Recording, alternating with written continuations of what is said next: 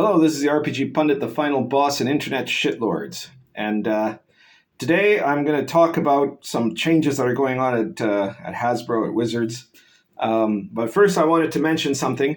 Some of you might have watched a review I did relatively recently, a couple of months ago.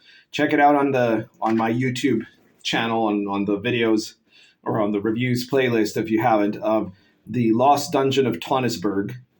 And that book, that was a very popular video. It was a popular review of that book. It's a very interesting book, and it had a lot of responses. And at the time, the kind of the twist of that video was that you couldn't actually buy The Lost Dungeon of Tawnisberg, right? It had come out in a limited edition that was no longer being made. And, a copy of that book was hundreds of dollars.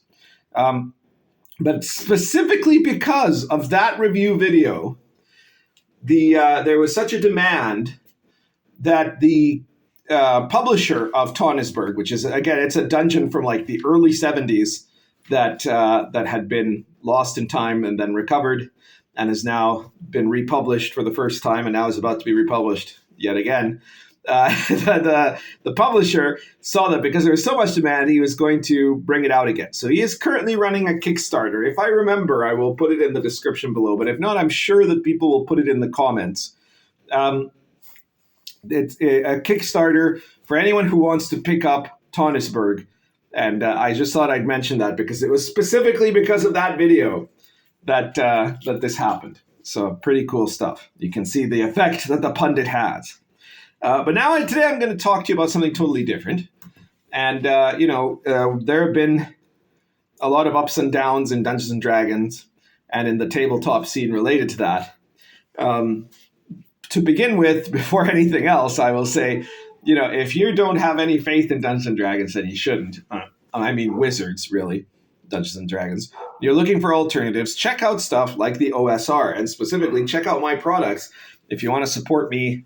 And if you want to support Meatball as well, she's busy looking out the window right now. She's not that interested in what I'm doing. So books like Sword and Caravan, The Invisible College, World of the Last Sun, these are all based on the original D&D rules. They're all OSR products. But you would never see Wizards in 2022 making products like this. It's not they're political or anything. They're not. There's nothing political about them. It's just that Wizards creates gray goo, as I mentioned in my last video. If you want really creative and interesting stuff, you have to look at the OSR. The OSR uses D&D rules, but makes products that are totally, different in style, innovative, really inventive. Then there's a whole new generation of people that are coming out, and hopefully I'll be reviewing some of their books sometime soon in the future too, that are making excellent products too. But check out my stuff. It's very high quality. If you want to support me, help me continue to fight the good fight, then you could send me money on Patreon if you really didn't want to get one of my products. But if you buy one of my products, you're getting me money, but you're also getting something that you can use in your gaming experience. And there's nothing quite like the experience of actual play, and frankly, nothing quite as good as actual play person to person at the gaming table as opposed to playing on a computer. Now, I've done a bit now of playing over the internet, and it can be good. It can be a lot of fun if you got the right people, of course, and if it's consistent and everything else. But it's still not quite as good, is it? And this is where I'm getting to what I'm talking about today. So the big news that happened in the last week is that Hasbro has created a completely new title, which tells you how important D&D is to them, or they intend for it to be, which is Senior Vice President of Dungeons and Dragons. That is a specific title now in Hasbro Corporation. And they've picked someone from outside of the company to be that Senior Vice President. This is very interesting. The guy that they've hired is a guy named Dan Rawson. And Dan Rawson, like several other recent hires that have been connected into Dungeons and Dragons, is a former Microsoft employee. There's apparently a lot of crossover between Microsoft and Hasbro. He was working on Microsoft Dynamics 365. I don't know what that is. Maybe some of you do. This is yet another guy they've brought in from the Microsoft stable, I guess you could say. But what's more interesting, like theoretically, his job is to lead D&D brand growth and profitability across digital, physical, and entertainment. Okay? Notice how they put digital there first. And when you look at Dan Rawson's curriculum, you look at his resume, you see that his specialty is e-commerce. That's one of the things that he's expert at. So this tells you very quickly what Wizards really plans to do with the future of D&D, with one D&D, right? It's I'm not saying that this tells us a lot about like the wokeness issue, but it's certainly going to tell us a lot about what they care about doing now with D&D. And I think that they're going all in, which is quite interesting. They're going all in with D&D as an online game experience, right? As a virtual tabletop, as a product, a product that you play on a digital platform, and possibly, because of that e-commerce thing, as a product that you will have some kind of either subscription or pay to play or pay to use sort of model. I think that they're probably doing a lot of testing about what they think they can get away with in terms of how to figure out ways to charge you extra when you're playing in the D&D virtual tabletop, you know. And this isn't just me speculating. I mean, I'm reading an article here from Business Wire. Cynthia Williams, president of Wizards of the Coast and Digital Gaming, said, "We couldn't be bringing Dan on at a better time. With the acquisition of D&D Beyond earlier this year, the digital capabilities and opportunities for Dungeons & Dragons are accelerating faster than ever." So it is really talking about the digital platform. I think that Hasbro is shifting away from, or Wizards is shifting away from D&D as a tabletop role-playing game and moving much more heavily towards the two other areas of what they're looking at, which is, you know, because it said here, digital, physical, and entertainment, right? So the physical is the books. It's the D&D books and playing D&D at the table with your friends. The digital, which is the first one in their priority list, is about having that virtual platform and making it a virtual platform experience, similar to how, you know, Magic the Gathering has largely become that too, from what I understand. And then the third is what they call entertainment, is both D&D as a lifestyle brand and D&D media, right? They want to make movies and TV shows. They're desperate to see if they can like break in on that, which I think might be hard, you know, like, you know, you've got, yes, Game of Thrones, the new one, is doing really, really well, but like most of the other series that they've tried to do lately of fantasy, which is expensive to make and difficult and everything to do right, have been big flops, right? Wheel of Time did really badly. And, you know, the Rings of Power is a disaster for Amazon, right?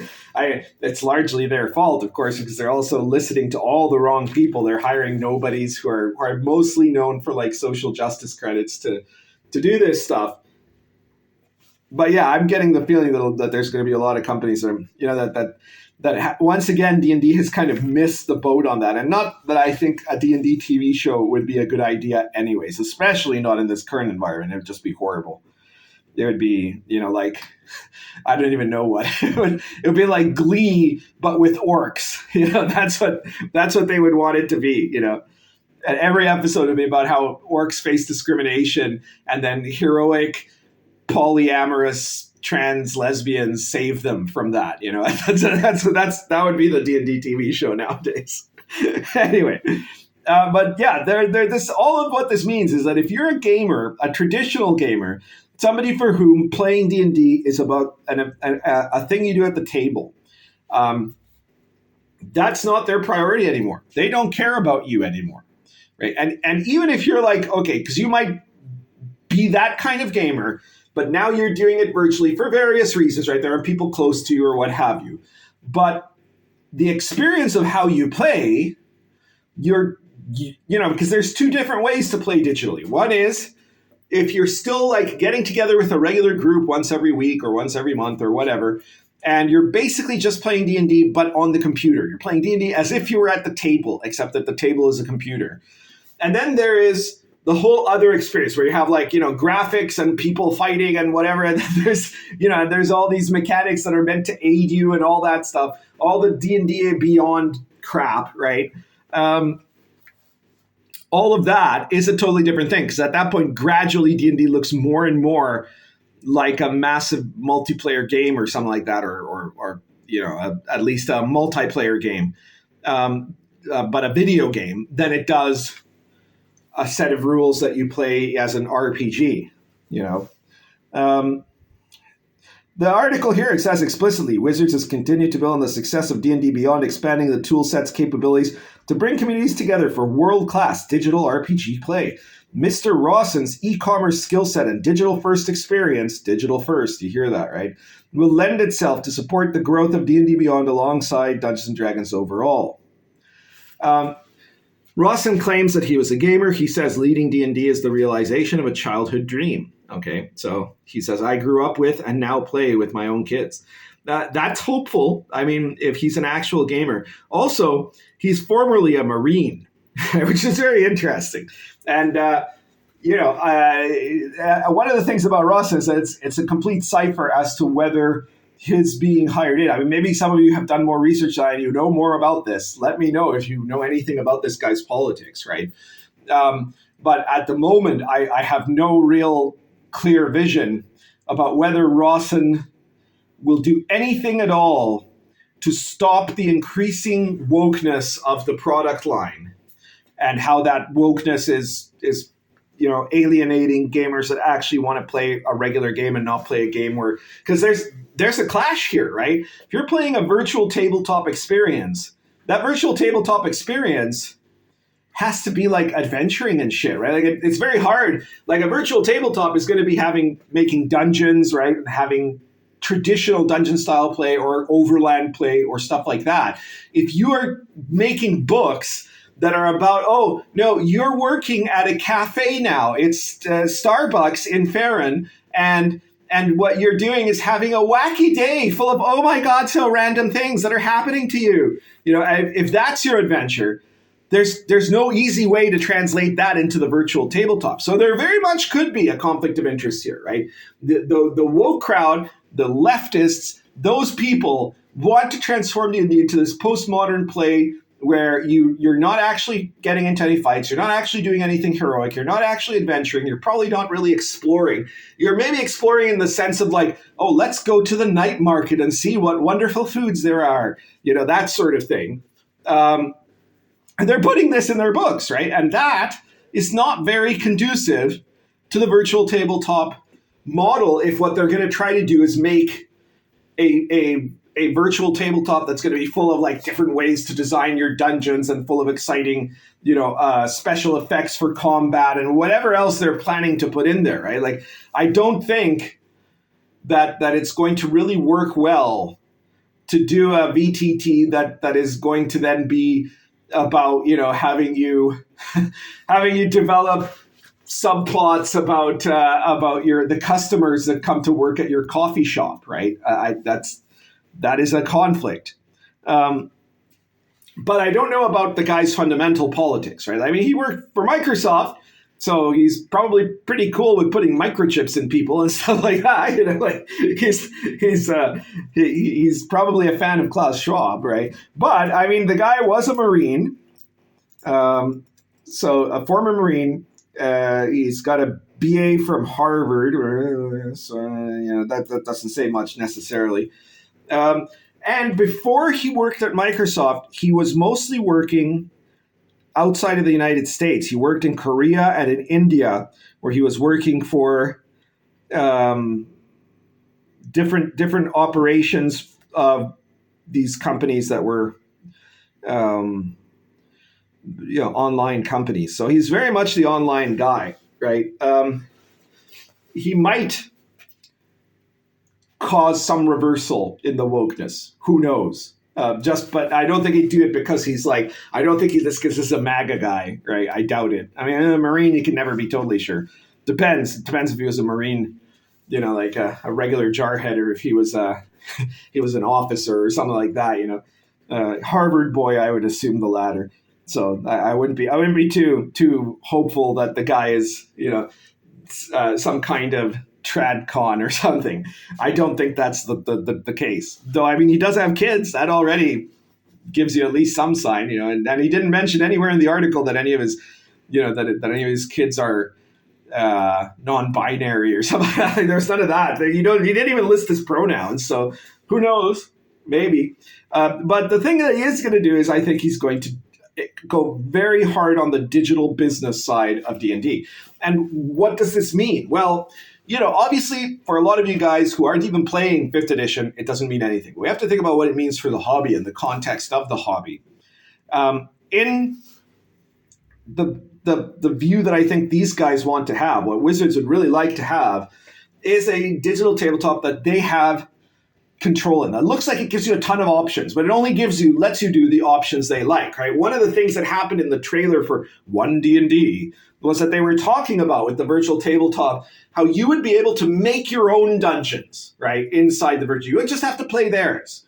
And that sounds like, oh, wow, okay, so that gives me a lot of freedom. But actually, you still can only make the dungeons they want you to make. And then once you make the dungeons, they probably own those dungeons and can then sell those dungeons to other people, because that's the sort of thing they're going to be wanting to do. But what you won't be able to do is have an unlimited level of creativity. Right? If the game requires dungeons, the type of dungeons you can make are going to be limited by whatever they decided can be made up, and what they can have in them will be limited. And there might be terms and conditions. You might get your entire campaign canceled if you say something or somebody reports you as having been against diversity or something like that, right? So there is that constant threat. Even your books that you get by these kinds of means, you don't own those books. Right. And do you own your own campaign if you run it? I mean, certainly one of the things I would ask is, will you be able to homebrew your campaign with mechanics? Or is this going to cause an increasingly stratified level of mechanics in D&D? Because when we were designing 5th edition, Mike Merles and myself, we both wanted, our dream, our vision, our hope was that what we were going to do is create like 1,000 points of light, that the rules of 5th edition were so modular and so adaptable and so adjustable that everybody would run their game differently, right? That they would make every single campaign fit whatever they wanted it to be, right, for that campaign. And they would change the rules accordingly. And everybody would constantly be making new variations of 5th edition.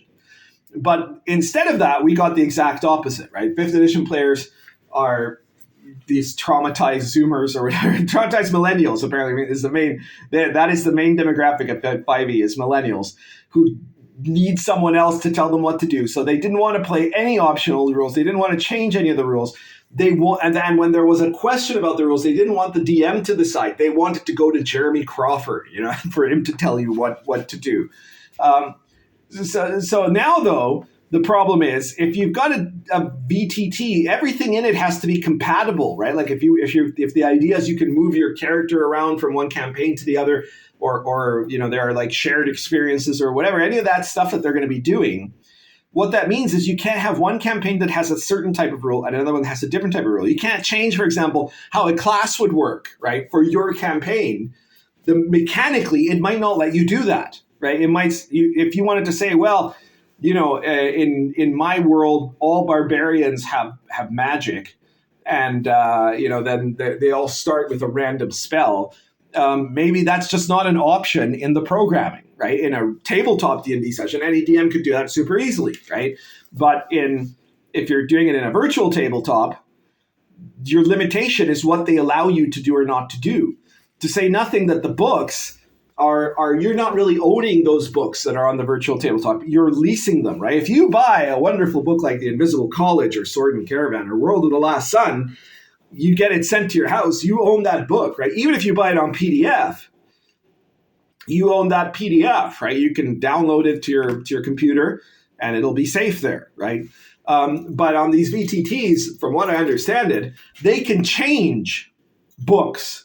You subscribe and you have access to this whole library, but they could, for example, decide, well, this book is now problematic, this book that you use all the time in your campaign, so we're actually removing it from the library. It's no longer part of the official D&D universe for us, and now nobody could access anything from it, right? And they could modify stuff, right? Like, they could say, we're changing now the character sheets so that the character sheets have like the central trait is gender and gender preference and sexuality, right?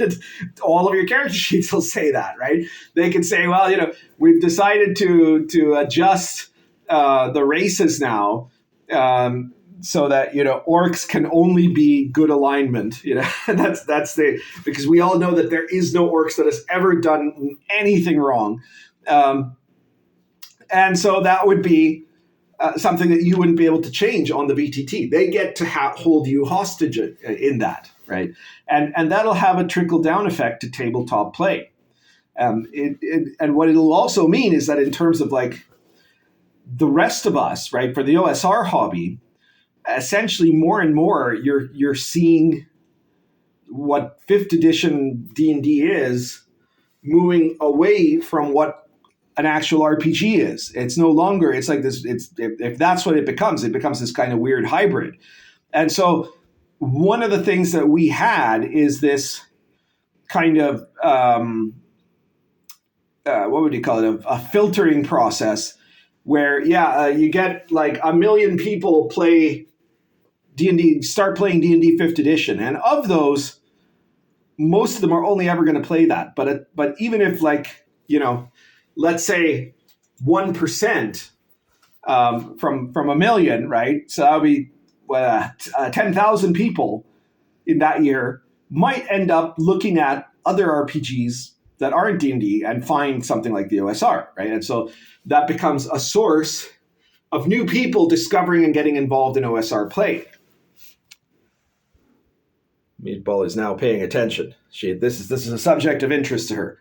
So anyway, so that's something that if the game changes, if like D&D is more similar in some ways to like Doom or Candy Crush than it is to the OSR, if 5th edition rather is more similar to Doom or to Candy Crush than it is to let's say Lion and Dragon or to Adventure Conquer King or any OSR game, then that's not going to be an automatic kind of pipeline that is going to be coming our way. Now that might not be bad for us either, right? Like the more that D&D moves farther away from God, the holier we look by comparison, right? Like the more lost that 5th edition gets from the purity of actual RPG play, from the normality of what the tabletop experience is supposed to be,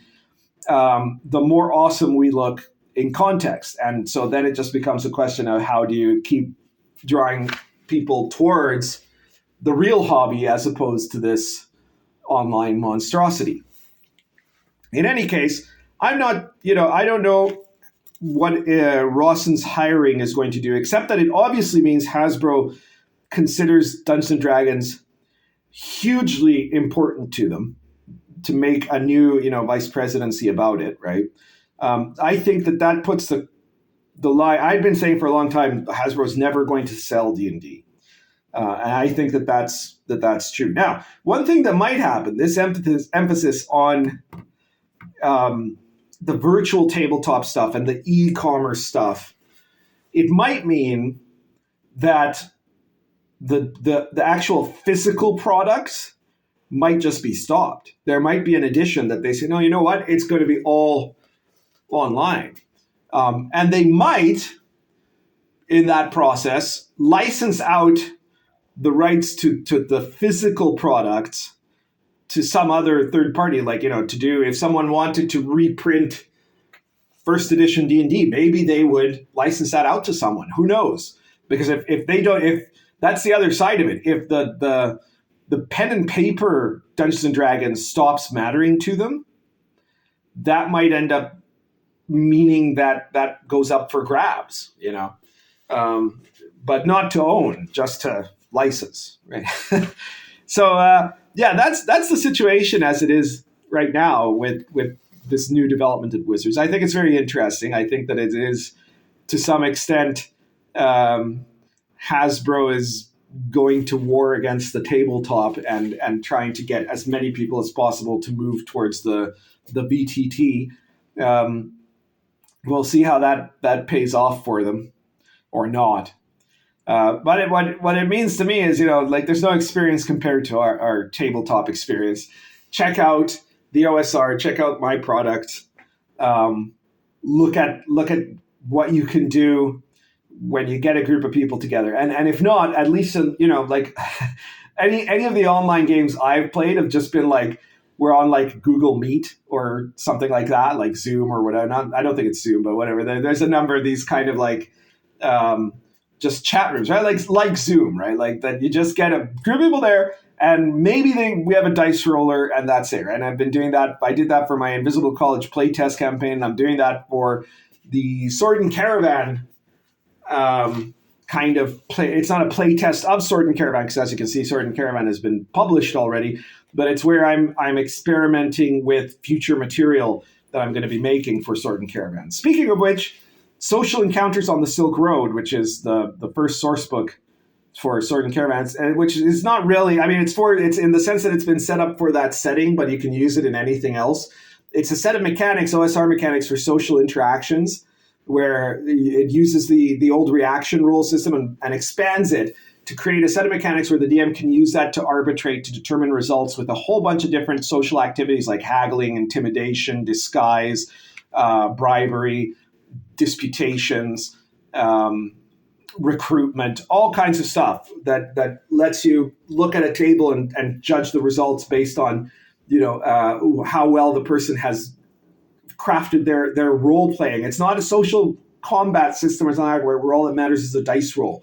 It matters what your character is saying or what he's trying to do. And then the results are provided so you can see what it is that, there's a structure to it.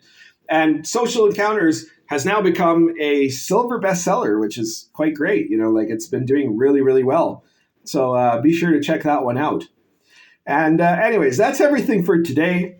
We'll see what comes and any more news about One D&D and also its virtual tabletop. But for the moment, if you like this video, please hit like.